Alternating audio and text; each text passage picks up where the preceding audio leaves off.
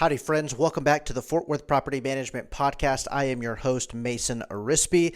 We're back with episode 8, baby. We're excited to be here. Today, we are talking about something that seems extremely simple, but it ended up costing landlords thousands and thousands of dollars when they get it wrong. So today, we're going to be talking about renter-proofing a property. And here's the main idea. There is a massive difference when turning a house into a home and when turning a house into a rental property. Today, that's what we're going to be talking about. So stick around until the very end so that you can learn some extremely common mistakes that landlords make when listing their property for rent so that it doesn't cost you thousands of dollars.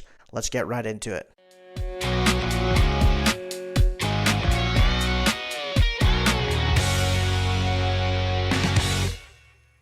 All right, welcome back for episode 8 of the Fort Worth Property Management Podcast. I am your host, Mason Arispe. I am the Operations and Business Development Manager here at First Choice Property Management in Fort Worth, Texas. I'm super excited for this week's episode. We're going to be talking about a topic that I frequently run into with homeowners. So for those who don't know, my day-to-day operations here at First Choice is I speak with potential new homeowners and I give them info on our company. I strategize with them to get the best price for their rental, and then I also give them advice on the condition of their home and what upgrades they need to make or what kind of repairs they need to do to get their house ready to go. And so one of the most common things that I run into is I meet with a homeowner who has lived in the house for a few years. It's their first home, and now they're having to relocate out of town for work. So when they move, they decide to rent their property, and there is a lot of emotion attached to this property. Sometimes it's their very first property. Sometimes it's the house that they had kids in. They have a pink bedroom for their daughter. They have a blue bedroom with the baby's name on it. And this is where they grew up. And it's super exciting. It's a very emotional thing. And so unfortunately, one of the first things that I do when I walk through the property with the homeowner is I have to critique their house. It's a part of my job in preparing us and setting us up for success whenever we hit the rental market. And so I come at it with a fresh set of eyes. Of course, when I say critique their house, I mean it as a joke, but that is what I'm doing. I'm coming in and I'm doing my best to identify anything that's going to keep the house from renting. And so whenever you live in a house, you turn it into a home. When it's owner occupied, your main goal is to make that place feel like a home majority of the time.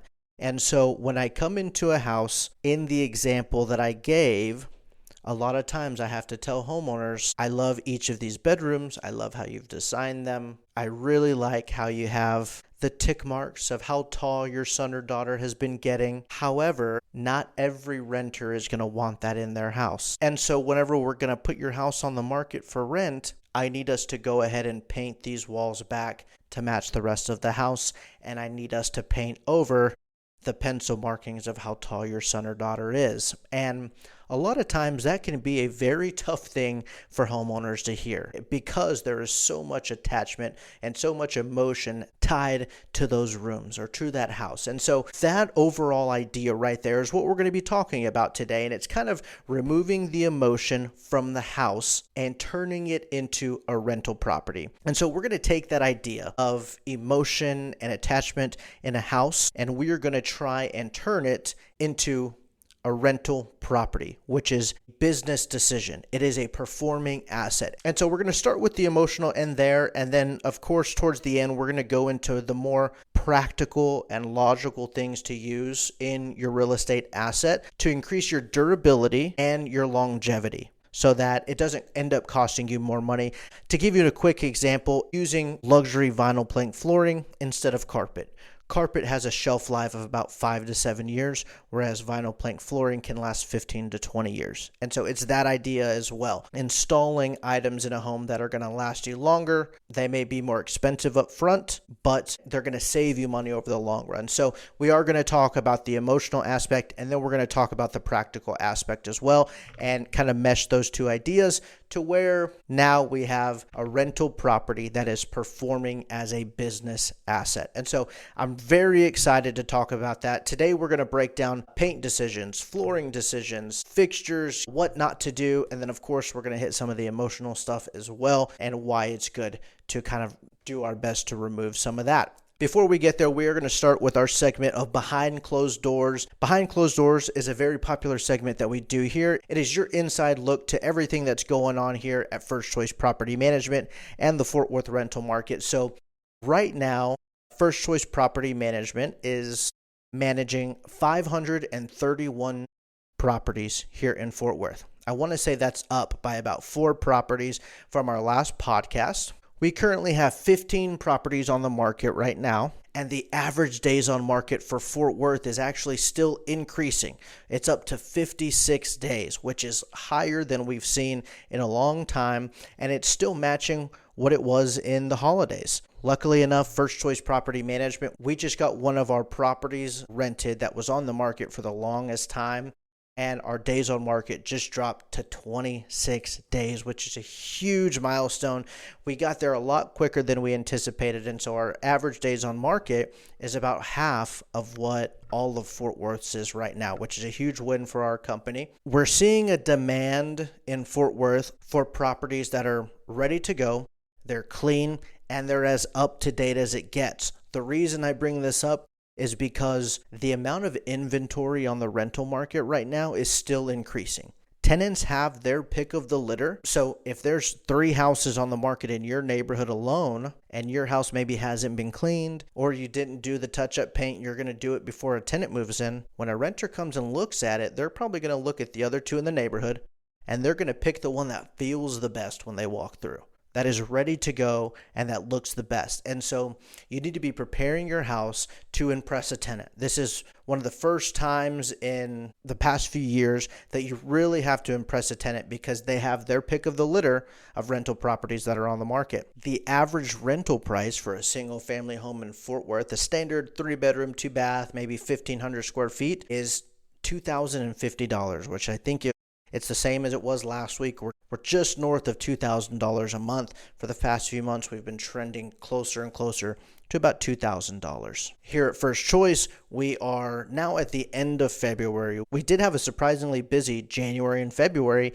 whereas right now we typically would be getting ready to ramp up for the spring and summer. It's already kind of started for us. So we have our field service tech in full swing, heading out to properties, getting marketing photos, getting ready to list more properties in the spring.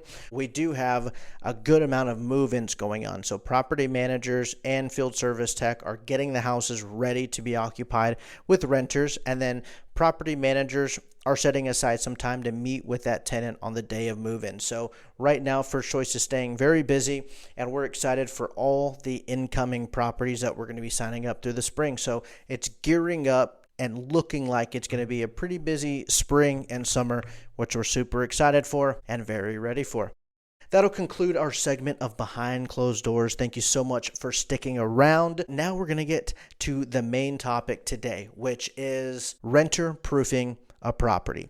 The idea is that we want to shift our mindset from an emotional attachment to the property to this is now a business decision and this is going to be a performing asset. And so we're going to talk about mindset first before we get to some of the conditional stuff like flooring and paint and stuff like that. So with this episode, if you're a traditional investor, you're purchasing rental properties, I'm probably going to be speaking your language here. You are coming at this from the viewpoint that you're not living in this house, that you're going to put a renter, and your goal is to keep this house occupied and to maximize your rental payment. I'm willing to bet money that is your goal, right? And so I'm going to be speaking your language in this one. That's what we're going to try and go towards. But however, if you are one of our potential homeowners and you've been living in your house and you're toying around with the idea of renting this property instead of selling it, this one might sting a little bit. This might come as a shock to you because you and your family purchase a house. Y'all move into it, and over the first few months, it's super exciting because you get to decorate,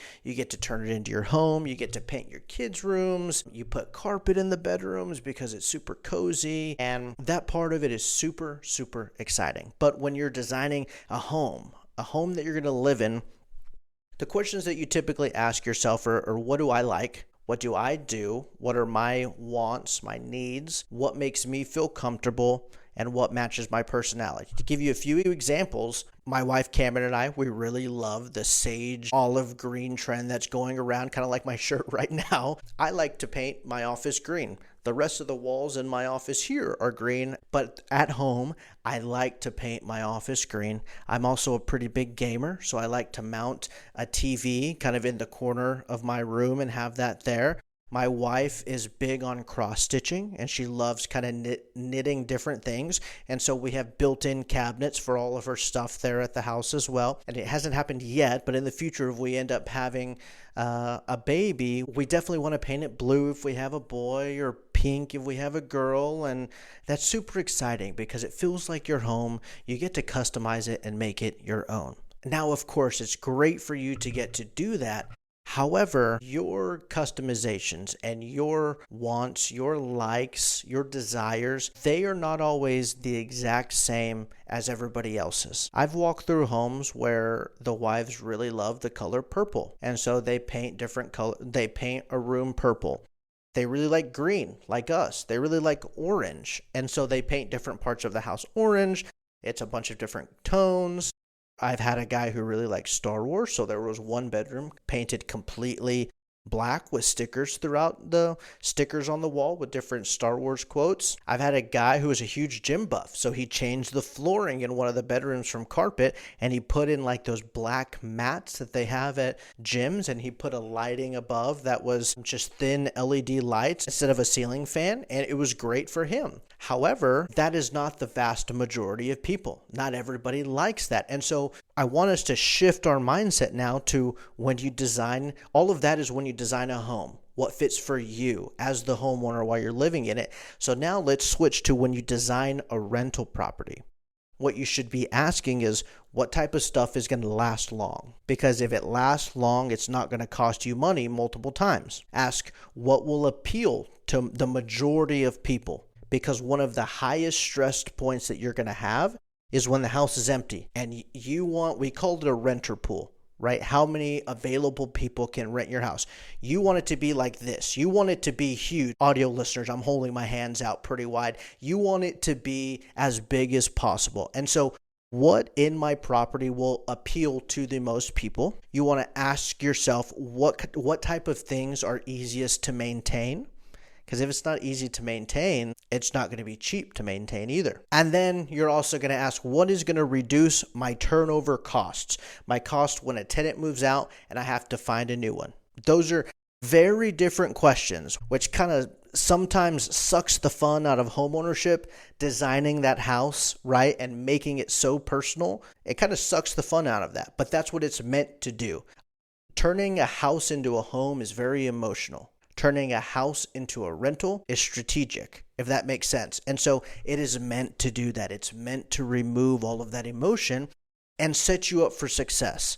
Because what will happen is if you list your property, you've got a 3-bedroom house. You have the primary bedroom, the guest bedroom, and then you have one room that was painted pink for your daughter. Well, your renter pool, instead of being as open and wide as it gets, to where you can rent to anybody, you've now limited yourself to families with one daughter, right? Because if you have 2 daughters, who's going to get the pink room? You know what I mean? One's going to get a pink room, one's going to get a regular room. That's not fair. Then you open up the idea to tenants, well, why don't I paint the other one pink? You don't want to do that, right?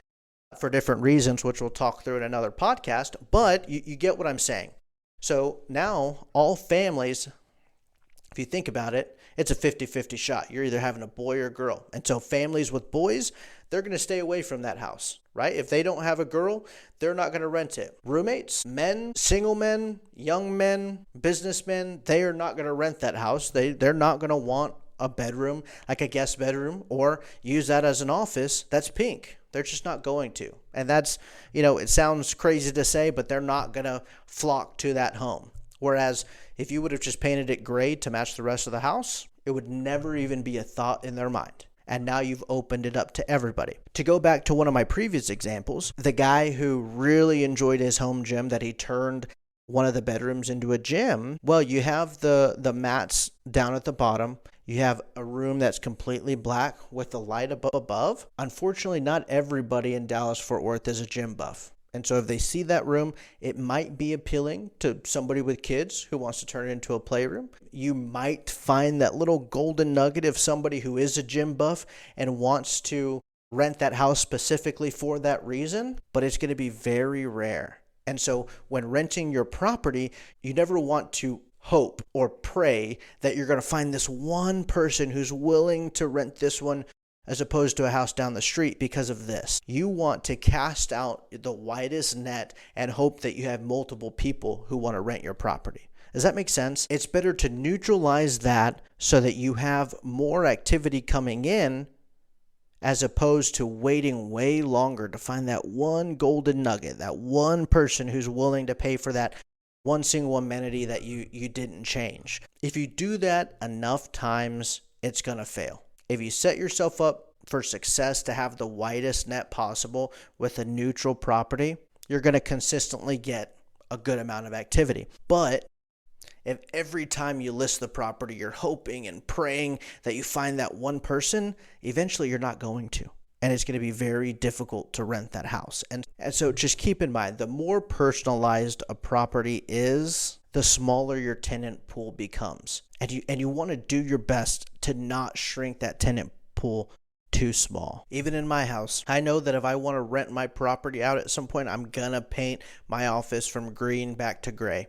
I have to. Not everybody loves green. Not everybody's a huge green enthusiast like me and my wife. But gray's neutral enough to where nobody's going to even think about it. Yeah, there's nothing exciting about it, but they can come in and decorate how they want. They can put curtains up, they can hang stuff up, they can do anything like that they want to decorate and make it feel like more like a home. But I'm giving myself the best shot at finding a renter. Now, again, that is the more emotional aspect of it. That is the mindset shift that we want to have when approaching a rental property. But renter proofing is also helping ensure that your asset performs like a business, okay? And so with businesses, you try and minimize your costs. The costs are what eat up your cash flow a lot. So now we're going to get into a lot of the nitty-gritty of the actual conditional items in a property, like the paint style, like the paint sheen, not just the color, the sheen.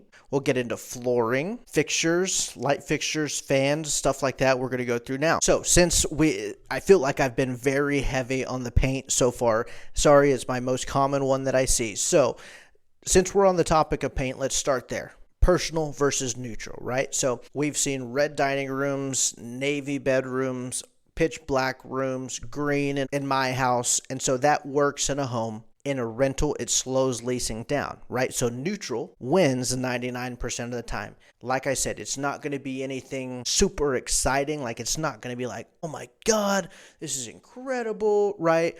But it is going to reduce the amount of times that a renter says, I don't like that.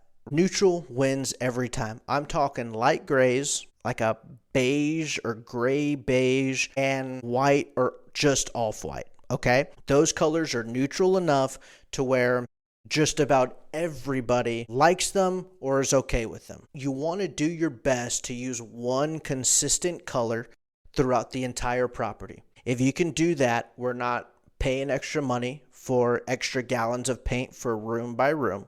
It's a lot easier to touch up as well. And so it doesn't mean you have to paint the entire house or anything during a turnover, like when a tenant leaves and a new one comes in. It's a lot easier to photograph, and it's 10 times easier to lease whenever we have to place a new renter. Paint, neutral tones always win. White trim really makes a home pop. A lot of people think that touch-ups on the wall are the most important part, but if you make the trim look crisp and white, it makes that house look good. So pay attention to the trim as well. And then when it comes to keeping your costs down, you want to always use some type of semi-gloss paint. You never want to use flat paint. If you're in Fort Worth, you know every new home builder in the area use builder grade flat paint. Every time your finger hits the light switch, every time your dog rubs around the corner of the wall, or even on the first day you're moving in, if you accidentally hit the wall with your sofa, you saw a mark that could not be cleaned off, that you couldn't fix, you have to paint over it. So flat paint is one of the most expensive items to put in a rental property because you constantly have to touch it up. So we recommend investors to use semi-gloss paint to paint the entire property. Semi-gloss paint is one of those ones where if you hit something and it makes a mark, you can clean it off. Actually, with a wet rag, you can clean it off, and it's also cheaper to touch up over the years. And so in turn, if you can clean off a lot of those marks, it's 10 times cheaper to touch up because you don't have a huge wall of touch-ups. Does that make sense? So when painting the house, always use a semi-gloss or even like an eggshell type sheen to the paint so that it just makes sure it's not flat, so that you don't have a lot of touch-ups, and so it's not disgusting every time a tenant moves out. That is paint. That is your paint choices. Neutral always wins. Use semi-gloss when painting the entire house and make that trim pop. Make it white, fresh, and pop. Cool. Now let's move on to flooring. Flooring and paint are two of the most expensive items in a house. If you ever have to paint the entire house or you have to redo the entire flooring, you know it is an expensive, high-ticket item. Flooring is where renter proofing becomes very real. First things first, let's start with carpet. The one pro, I'll give carpet 2 pros. The 2 pros that carpet has is, one, it's cheaper up front. That's the biggest thing, is it's about half as cheap as some of the more durable stuff. Second pro is that it's, in my opinion, it's more cozy. Okay, in the bedrooms, it's slightly more cozy to take your shoes off and have cozy carpet in the bedrooms. Those are my only 2 pros. That's it. Don't tell my broker I said that, but there are some pros to carpet. On the opposite end, the cons to carpet. The shelf life of carpet is 5 to 7 years. That's 1 or 2 tenants. It stains very easily, especially if it's a lighter color. It absorbs odors, it absorbs hair, it absorbs pet hair and odor. Pets destroy it. Tenants can spill things, and you usually have to replace it because of only a small section. So, I mean, what was that? I didn't even keep count on that. What was that, like 5 or 6 cons just off the top of the dome? Like, that's enough to convince you not to use it in a rental property. In my house, I love carpet in the primary bedroom, like I said, because it makes me feel cozy when I take my shoes off and we get comfy, and, you know, it feels good. But tenants can add a rug if they want to, right? So there are pros and cons to it. I think the cons outweigh the pros on this one. There's too many factors that can happen that can lead to damaged carpet. And then even if everything goes perfectly right, after 5 to 7 years, it still has to be replaced. That's what sucks. And so now compare that to the vinyl plank flooring. The one con of vinyl plank, okay, we'll go 2 cons one more time because of what I said earlier. But one con is it's more expensive up front. Second con is it's a little less cozy, but like I said, they can add a nice rug that makes it feel cozy as well. You can fix that one, right? There's a way to fix that con. Now the pros, it's water resistant. So spills can be cleaned up very easily. It's typically scratch resistant. So as they're moving the furniture, you don't have to worry about anything. It doesn't get torn up as much. It's very easy to clean. It's easy to patch in the event you need to. You just take one out, put one right back in there, and it lasts 2 to 2.5 times longer than carpet. It typically lasts 15 to 20 years. So if you put in a good neutral vinyl plank flooring that's going to stand the test of time, you're good. You put it in one time, it's neutral enough to where your renter pool is as big as it gets. You end up finding a renter. You won't have to worry about it for 15 to 20 years. Think about that. Shoot, you wouldn't have to think about it until the end of your mortgage. So let's do the math here. Carpet costs $1,500 to install into 3 bedrooms. Absolute best case scenario, you're going to get 5 to 7 years out of it. Sometimes you got to change it sooner. So we'll give you the benefit of the doubt. Let's go in even 5 years. That means you have to change it 4 times in the next 20 years at the very least. At the very least, you have to change it 4 times in the next 20 years. That costs you $6,000. That does not include any touch-ups. That doesn't include any patches. That doesn't include anything else during your tenant turnovers. That's just the carpet alone, $6,000 within 20 years. Double it. You put vinyl plank flooring throughout the house. I'll even give you a little bit extra cash. You put $4,000 worth of vinyl plank flooring in the bedrooms instead. For 20 years, you don't have to change that. So carpet has cost you $2,000 more over the 20-year period compared to vinyl plank flooring one time up front. Every time you say, let's just take the cheaper route,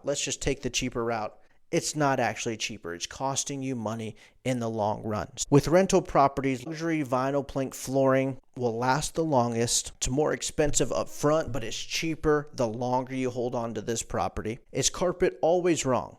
Not necessarily.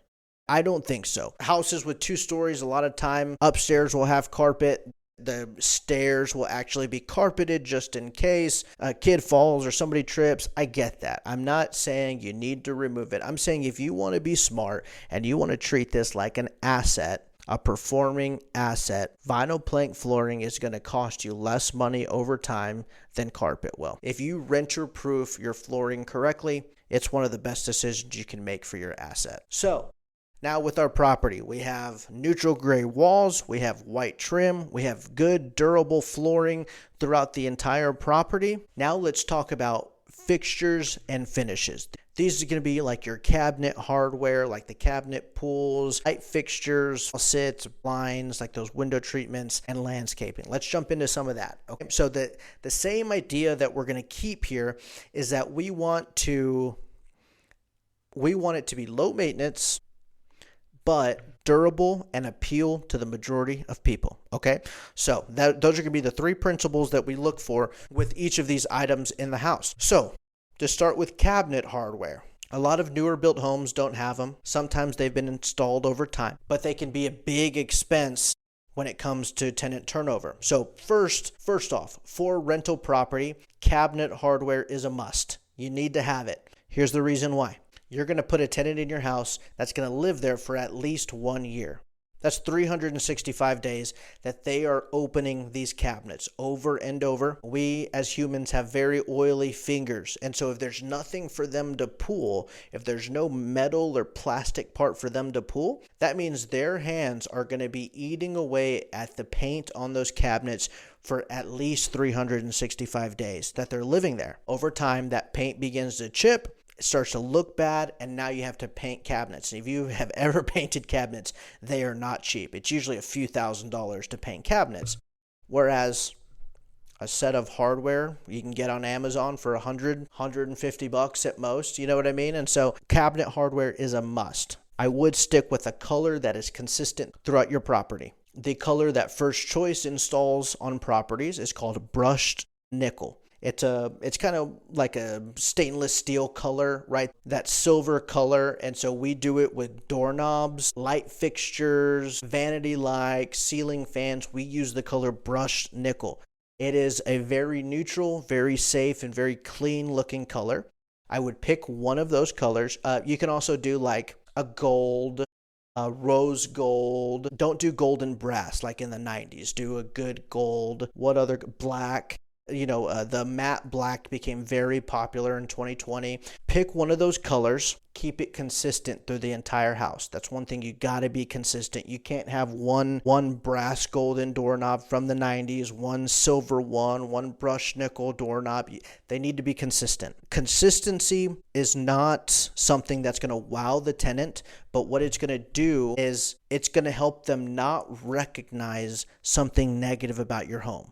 That's what you want. You want there to be a little friction while they're walking your property as possible. Whereas if they walk through and they say, oh man, this doorknob's old. Man, that doorknob's old as well. It's not even the same color as the last one. That's one more possibility that they don't like your house. Whereas if you put all gray throughout it, it's not even a thought in their mind. I'm willing to bet you money they won't even look at or think about the doorknobs if they're all consistent.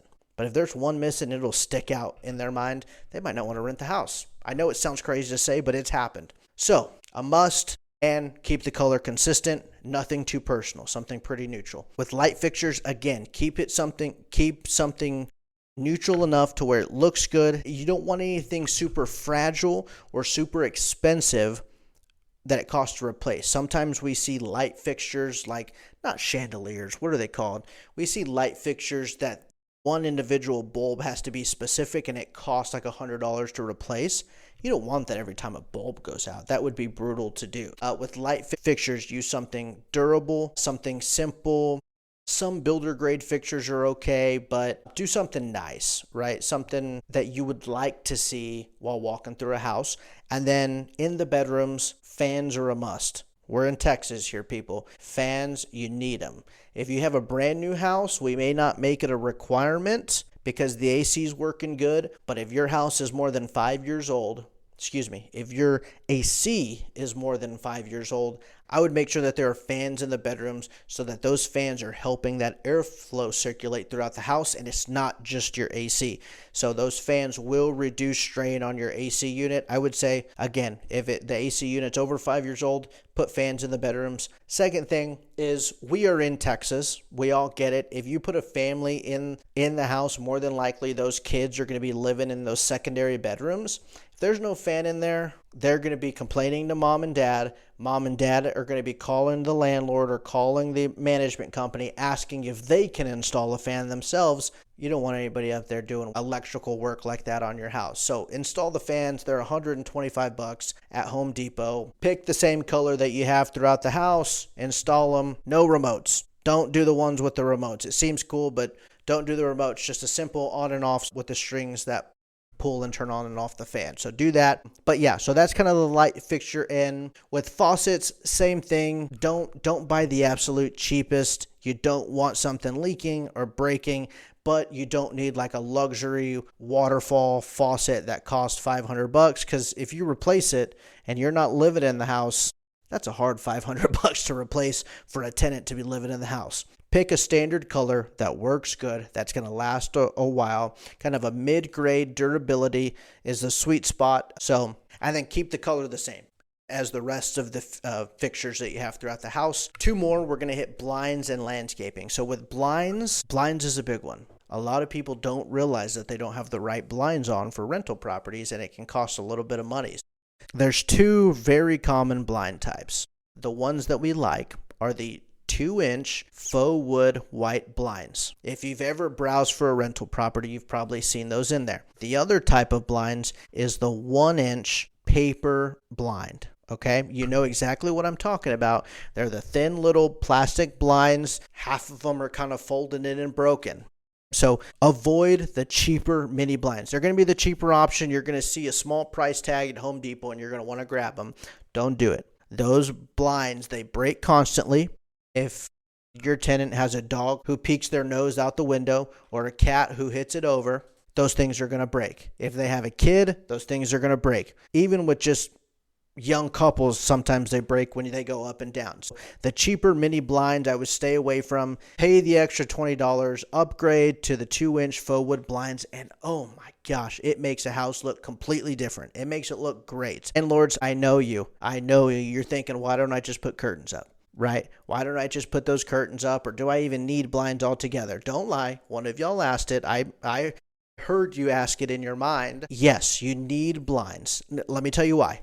You remember at the very beginning, I said renters have their pick of the litter. They're going to choose the house that's clean and ready to go. If you don't have blinds, a renter, when they're walking your property, they're going to think, man, the very first day I move in, I'm going to have to go to Home Depot. I'm going to have to put up my curtain rod and I'm going to have to put up my curtains because people can see into this house, right? And who wants to do that? Who wants that to be their thought for the first day when they move in? Not me. If I move in or me and my wife move in somewhere, I know we're going to want to decorate. We're going to want to put the couch and get that set up. We're going to want to put the TV so we can enjoy a movie in our new house. I'm not going to want to put up curtains, put up blinds the very first day that we move in. You want to make it as easy as possible for a tenant to move in and be ready to live in the house on day one. Okay? Because if they go down the street and the house over there is the exact same layout, it's clean, but they have blinds, one less thing they have to do. Why wouldn't they go down to that house down the street? You know what I mean? So blinds are required, and make it the 2-inch faux wood blinds. It makes a house look incredible. It's a small detail, but it makes it look incredible. Check out our website. Every single one of our houses have them. Go look. You'll see what I'm talking about. And with those blinds, they are 10 times more durable, so it's not something that you're going to have to upgrade and change every single time a tenant turns. So it'll last longer, and they make the house look incredible. Last thing is the landscaping. So with landscaping, you're going to want to keep it simple and low maintenance. Landscaping is the reason why I brought low maintenance into this category, because oh my gosh, I met with this lady who was a garden buff. Like, she loves to garden, she loves to get down, and she hates weeds, so she'll pick out every weed that comes through. And she planted this rose bush that she worked on for 3 years, and then she's got a plant over here that's a family heirloom that she's taken with her everywhere. And she said every 2 weeks you need to get down and trim these flowers that, come off the side, and get rid of this and get rid of that, and you can't have a plant next to it. Oh my gosh. And in the back of my mind, I was thinking, there's no way a tenant is going to do this. There is 0% chance a tenant's going to do all of that. A tenant will mow, weed eat, and sometimes they will get down and pull weeds. So keep it simple. Low maintenance plants. Don't do something that's like exotic. Don't do an exotic plant. Things that have to be well maintained, that have to be clipped, that require extra attention. Don't do anything like that. Keep it low maintenance. Make it look good. Add some fresh mulch to the flower bed. And if you have good plants or if you have bushes, make sure they're trimmed up. But make it low maintenance. Keeping landscaping on the front of the house is one of the first things that they'll see. It's one of the most important parts when we go to list a house, and sometimes it's forgotten about, because in real estate, we say it all the time. Curb appeal can make or break a property. If you have great curb appeal and they love that walk up to the front door, there's a good chance they're going to love the rest of their viewing. So make it low maintenance, but still make it look good. Make that curb appeal pop and look great. So to kind of round up this last few minutes, be consistent. Select the same color throughout the house for fans, fixtures, cabinet hardware. Cabinet hardware is a must. I would put fans in the bedrooms. A good mid-grade faucet that matches the rest of the house would be great. 2-inch faux wood blinds are a must on every one of the windows. And then with the landscaping, keep it simple, low maintenance, and make it pop and look good from the curb.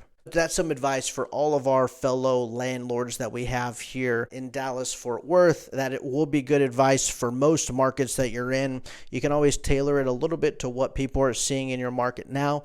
That's just what's popular here in Dallas, Fort Worth. Now, let's go over some common mistakes, some what not to do. Here are some very common mistakes that I've seen over the last 4 years. The first one being over upgrading. Some homeowners purchase a rental property. They want to upgrade it so they can maximize their rental price. They end up spending thousands and thousands of dollars on items through a home, and it ends up only increasing their rental price by maybe $100. So don't buy that expensive $1,000 fan to put in the living room. Don't upgrade the faucets to the fancy waterfall faucets with the sink that sits on top of the sink top. Don't upgrade every window to the fancy 2-pane environmentally safe window unless it's absolutely necessary. I had somebody purchase a brand new built house and replace the windows because they had them in their house. It doesn't add that much value. You have to learn where it adds value. If you have a 50-year-old house and the windows are leaking and they're cracked, okay, I get that. But don't over upgrade is what I'm saying. Don't leave sentimental features. The kids growing up, the kids' little tick marks as they get taller and taller, I'm sorry, but paint over those. Get rid of those. Just make it neutral. Don't leave anything sentimental behind. Do not install white carpet. I understand sometimes you have to install carpet. Make it a gray color, like a gray blackish mix or something like that, those ones that kind of fluff up, do not install white carpet. If you install white carpet, you'll be changing it in 12 months. Don't use outdated paint. Paint can last a little bit of time in the can, but if you use that to touch up the paint on the wall, sometimes it gets mismatched a lot. It's always cheaper to DIY stuff, but only do that if you know what you're doing. DIY patchwork and repairs can usually look pretty consistent throughout the house, and you can kind of tell, yeah, this wasn't done too well. So only DIY, if you know what you're doing, you can finish it out and make it look professional. Renter proofing this house is about consistency, durability. It's not about being overly creative and trying to find that one perfect renter who's going to pay more and you're going to get the highest rent possible. You want to maximize your renter pool and keep the house occupied for as long as you can. Well, guys, I understand. I've kind of harped a little bit. I know this is going to come as a shock to a lot of you homeowners, but here's the big takeaway. Turning a house into a home is a very beautiful thing. There's a time and a place for it, and if you're living in the house, there's nothing better than having a place to go home to and it feel cozy and it feel great.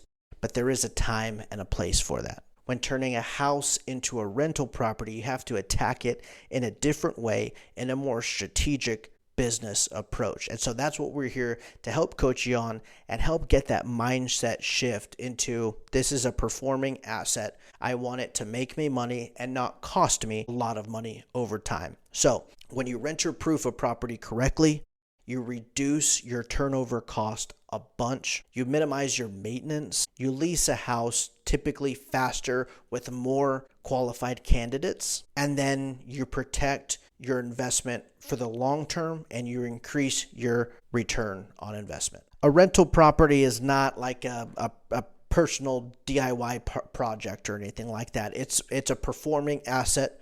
In Dallas, Fort Worth, a lot of times it's a $300,000 to $400,000 asset. So you want to make sure it performs good. I mean, shoot, if you had $400,000 sitting in a bank account, you wouldn't say, I want to invest in Tesla because I really love my pink Tesla that's in the garage. No, you say, I have $400,000. You better put that in a stock or in a mutual fund that is going to perform at this rate over time because I don't want to lose all my money, right? Think about it that way. You have $400,000 sitting in this property. You want this thing to perform for the long term. So come at it with the same idea, with a business approach. If you have a property that you're considering putting up for rent and you want to get some advice on some of these repairs, feel free to reach out to us at fortworthpropertymanagement.com. We offer free consultations where I meet with you at the house and I talk through the repairs that you should and shouldn't do at your property to minimize your upfront costs, but still maximize your return over the long term. That will conclude episode 8 of the Fort Worth Property Management Podcast, where we talked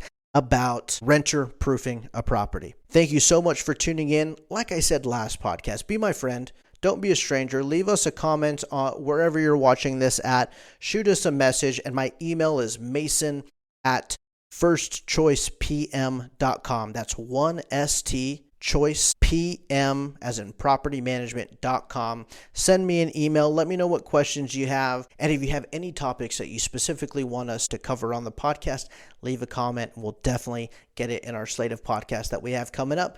Thank you so much for tuning in. I am your host, Mason Arispe, here with First Choice Property Management.